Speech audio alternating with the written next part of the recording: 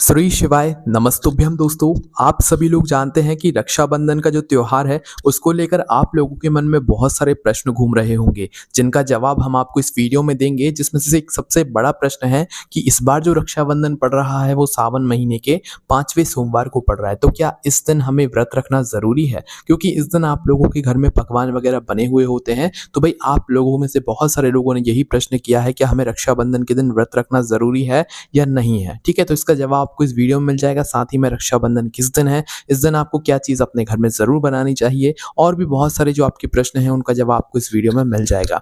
तो दोस्तों सबसे पहले हम लोग जान लेते हैं कि इस बार रक्षाबंधन किस दिन पड़ रहा है। देखिए, आप लोगों ने बहुत सारी वीडियोस देख ली होंगी जिसमें कुछ लोग कह रहे हैं रक्षाबंधन 18 को है, कुछ 19 को कह रहे हैं, कुछ 20 को कह रहे हैं। आप किसी की बात मत सुनो, आप अपने कैलेंडर में देखो कि रक्षाबंधन किस दिन का है। तो रक्षाबंधन जो है वो 19 अगस्त 2024 के दिन का है, क्योंकि रक्षाबंधन का जो त्योहार है वो सावन महीने की पूर्णिमा तिथि को मनाया जाता है, जो कि इस बार 19 अगस्त 2024 के दिन सावन महीने के 5वें सोमवार के दिन पड़ रही है। इसीलिए इस बार का सावन भी बहुत खास है, रक्षाबंधन भी बहुत खास है ना? क्योंकि इस बार का सावन सोमवार से सोमवार तक ही है और 5 सोमवार है इस बार के सावन में, और इस बार का जो रक्षाबंधन है वो सावन महीने के 5वें सोमवार पर ही यहाँ पर पड़ रहा है। ठीक है, अब दोस्तों 5वां सोमवार है, सावन महीने का सोमवार है, तो क्या इस दिन हमें व्रत रखना जरूरी है? और रक्षाबंधन भी है साथ में, तो भाई हम क्या करें? हम तो बहुत बुरे यहाँ पर फंस रहे हैं, क्योंकि हमें इस दिन अपने घर में बने हुए पकवानों को यहाँ पर कहना होता है। ठीक है, और आप लोगों के मन में ये प्रश्न जरूर घूम रहा होगा, तो इसका जवाब हम आपको देते हैं। देखिए, आपको अपने मन को मारकर रक्षाबंधन नहीं मनाना है। रक्षाबंधन आपको बहुत खुशी से मनाना है, अच्छे से मनाना है।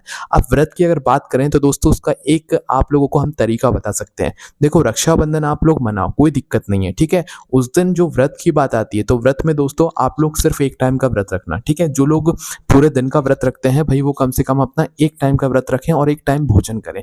अब इससे होगा क्या कि रक्षाबंधन के दिन आप एक टाइम भोजन कर सकते हो, चाहे तो सुबह कर लो, दोपहर में कर लो या शाम को कर लो, किसी एक समय करना है। ठीक है, अब इससे होगा क्या कि भाई आपके घर में जो मिठाइयाँ बनी हुई होंगी, पकवान बने हुए होंगे, आपको जो खाना रहता होगा, भाई आप इस दिन वो सारी मिठाइयाँ, भोजन वगैरह सारा कुछ कर सकते हो। ठीक है, तो इस दिन आप लोग एक टाइम का व्रत रह लो और एक टाइम को जो है यहाँ पर आप लोग भोजन कर लो। जो एक टाइम का व्रत रह रहे हो भाई उसमें फलाहार भी आप लोग कर सकते हो, क्योंकि भाई रक्षाबंधन का दिन है, आप लोगों को जो है यहाँ पर खुशियाँ भी मनानी है और भगवान को भी प्रसन्न रखना है। तो ये बात आप सभी लोग जानते हो कि मन को मारकर तो कभी भगवान को प्रसन्न नहीं किया जा सकता, और एक शिव तो आपके अंदर भी हैं, एक भगवान आपके अंदर भी रहते हैं, तो भाई उनको भी आपको प्रसन्न रखना है। इसीलिए रक्षाबंधन का त्योहार जो है वो आप बहुत ही खुशियों से मनाना। और जो व्रत की बात रही, तो दोस्तों व्रत आप एक समय का रख लेना, आपको जैसा मन करता है आप वैसा व्रत रखना। अगर हम ऐसी बात कह देते कि भाई आप व्रत मत रखना, तो ये कहीं ना कहीं गलत बात होती, क्योंकि दोस्तों सावन महीने का पहला सोमवार और सावन महीने का आखिरी, मतलब इस बार जो 5वां सोमवार है रक्षाबंधन के दिन,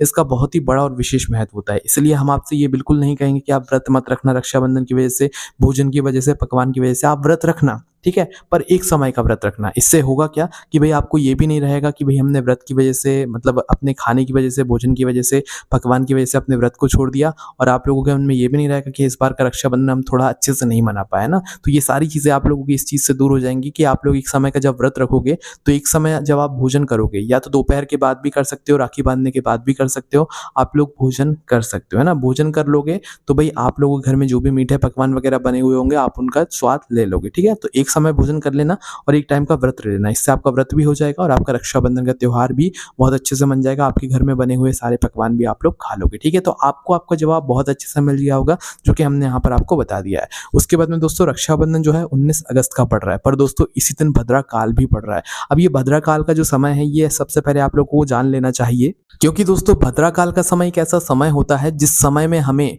जो है कोई भी शुभ या मांगलिक कार्य नहीं करना चाहिए। और रक्षाबंधन के दिन भद्रा इस बार पड़ रहा है, मतलब 19 अगस्त के दिन सावन महीने के 5वें सोमवार को भद्रा काल पड़ रहा है, जो कि सुबह के 5:53 से शुरू हो जाएगा, तो और दोपहर के 1:30 बजे तक या 1:32 तक ये रहने वाला है। मतलब कि 19 अगस्त को सुबह 5:53 से लेकर दोपहर के 1:32 के बीच में आप लोग रक्षाबंधन का त्योहार नहीं मना सकते, मतलब कि राखी नहीं बांध सकते। तो फिर कब बांध सकते हो? राखी बांधने का शुभ मुहूर्त क्या है, आइए वो भी जान लेते हैं। देखो, राखी बांधने का जो शुभ मुहूर्त है वो दोपहर 1:30 बजे के बाद से ही शुरू होगा, क्योंकि इसके पहले पहले जो है यहाँ पर रक्षाबंधन में भद्राकाल पड़ रहा है। और आप लोग में से बहुत सारे लोग ये भी कहेंगे कि भाई सुबह 5:53 के पहले क्या हम राखी बांध सकते हैं? तो नहीं, उस समय राखी नहीं बांध सकते क्योंकि उस समय कोई ऐसा मुहूर्त नहीं है ना।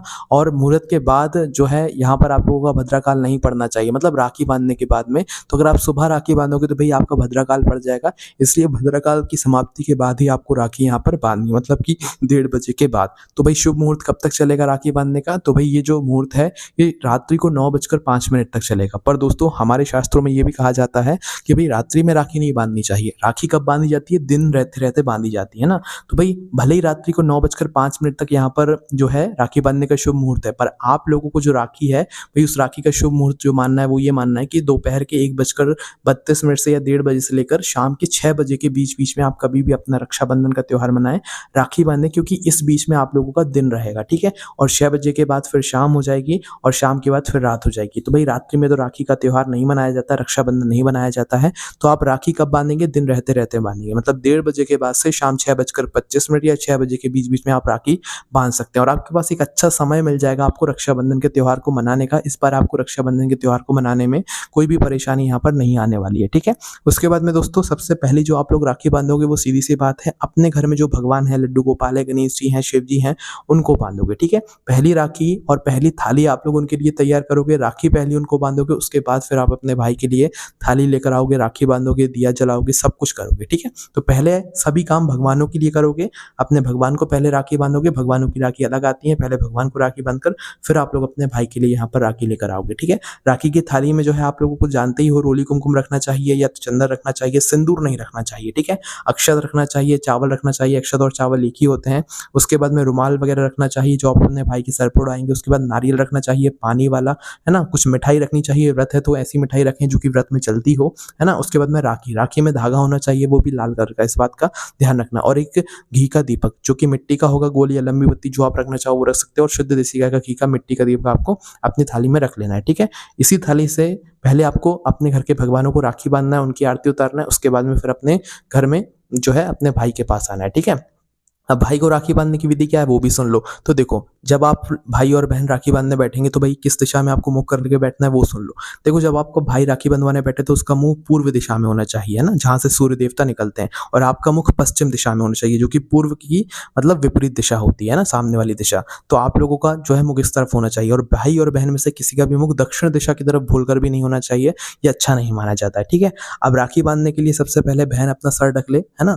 उसके बाद में अपने भाई के सर पर जो है वो रुमाल उड़ाए, जो भी हो उसके लिए वो लेकर आई है। रुमाल उड़ाने के बाद दोस्तों उसका रोली कुमकुम या चंदन से वो तिलक करे। सिंदूर गलती से भी मत रखना, ना उससे तिलक करना, ठीक है। तो रोली कुमकुम से तिलक करे, अक्षत लगाए। अक्षत का ध्यान रखना कि अक्षत जो चावल होते हैं वही वो टूटे हुए ना हो, अच्छे साबुत चावल के दाने चावल लगाए। उसके बाद में अपने भाई को जो है सीधे हाथ की हथेली में नारियल दे।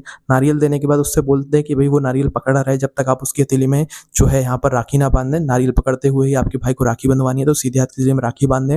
राखी बांधने के बाद आप लोगों को जो मिठाई लेकर आए हैं आपको वो अपने भाई को खिलानी है। उसके बाद आपको अपने भाई की आरती उतारनी है। आरती उतारने के बाद आपको आपके जो भाई है भाई भाइयों को अपनी बहनों को कुछ तोहफा देना है। राखी बंधवाने के बाद कुछ तोहफा जरूर देना है। 2-3 दिन बाद आप लोग जो अलग से देना चाहते हैं वो आप लोग अलग देते रहना, पर राखी बंधवाने के बाद आपको कुछ ना कुछ तोहफा या कुछ ना कुछ नेक जरूर देना है। भले ही 1 रुपये दो, 5 रुपये दो, 10 रुपये दो, 1000 दो, 10,000 दो, कितना ही दो, पर राखी बंधवाने के बाद देना जरूरी होता है, ठीक है। भले ही 2-3 दिन बाद आप अपना जो गिफ्ट है वो अलग से देते रहना, है ना। उसके बाद में भाई जो है अपनी बहनों के पैर पड़े, बहनें अपने भाई को आशीर्वाद दें। इस तरीके से जो है यहाँ पर आप लोगों को रक्षाबंधन मनाना है ना। अब दोस्तों राखी में यहाँ पर एक चीज़ का और आप लोगों को ध्यान रखना है कि भाई जब भाई जो है कुछ आपको दे रहे हो तोहफे में, नेक में, तो भाई बहनों को वो चुपचाप ले लेना है, ठीक है। क्योंकि उस चीज़ में बरकत होती है। बहनों को कभी अपने मुंह से ये नहीं बोलना है कि हमें ये चीज़ चाहिए, या हमें 500 रुपये चाहिए, हमें 1000 रुपये चाहिए, या हमें 10,000 रुपये चाहिए, या हमें ये चीज़ चाहिए, है ना। आपको अपने मुंह से नहीं बोलना है। तो जो आपके भाई आपके लिए लेकर आएंगे आपको उसे चुपचाप ले लेना है, ठीक है। मतलब अच्छे से ले लेना है, अच्छे भाव से ले लेना है। आपको अपने मुंह से बहनों को, अपने मुंह से अपने भाइयों को जो है भाइयों से कुछ नहीं मांगना चाहिए राखी बंधवाने के बाद, है ना। इस बात का ध्यान रखना विशेष रूप से ना, क्योंकि भाई अगर आपका वो 1 रुपये भी समय दे रहा है ना, तो वो आपके लिए बहुत बड़ी बरकत हो जाएगी, है ना। तो आपको अपने मुंह से नहीं मांगना है ना, इस बात का ध्यान रखना। उसके बाद में दोस्तों राखी बंधवाते समय भाई और बहन का सर ढका होना चाहिए, इस बात का ध्यान रखना। और इस दिन आपके घर में कुछ बने चाहे ना बने, पर खीर और पूड़ी ज़रूर बननी चाहिए। खीर चावल की और शुद्ध देसी गाय की दूध की अगर हो सके तो वो लेकर आ जाना, पर खीर और पूड़ी चावल की खीर जो होती है भाई वो बनना, और पूड़ी बनना बहुत ज़्यादा ज़रूरी है। खीर पूड़ी का बनने के बाद भगवान को भोग लगाना तुलसी पत्र रखकर, उसके बाद में इस खीर पूड़ी को अपने घर के सभी सदस्यों में मतलब ज़रूर खिलाना प्रसाद के रूप में, ठीक है। क्योंकि दोस्तों खीर पूड़ी इस दिन सावन महीने की पूर्णिमा भी है, रक्षाबंधन भी है, तो खीर पूड़ी बनने का एक बहुत ही बड़ा विशेष महत्व होता है।